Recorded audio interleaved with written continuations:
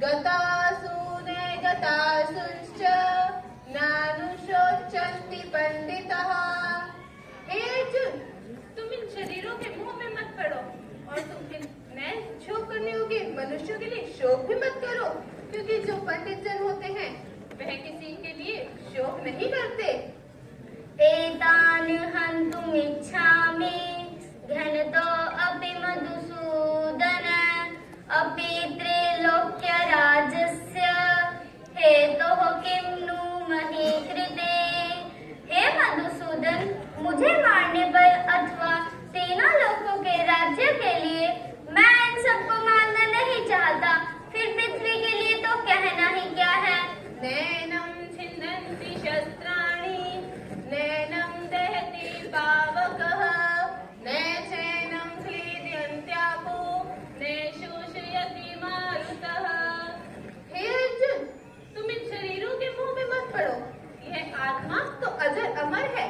इस आत्मा को न शस्त्र काट सकते हैं, न अग्नि जला सकती है, न जल गला सकता है और न वायु सुखा सकती है। न कांगिषे विजयं कृष्णं न च राज्य सुखानि च किं नो राज्येन गोविन्द किं भोगै जीवितेन वा। हे मधुसूदन, मैं ना तो विजय चाहता हूँ, ना राज्य चाहता हूँ और ना ही सुखों को ही चाहता हूँ। हे गोविंद, मुझे राज्य से, भोगों से अथवा जीने से क्या ही प्रयोजन है। सुख दुखे समे कृत्वा लाभालाभौ जयाजयो ततो युद्धाय युज्यस्व नैवं पापं वाक्ष्यसि।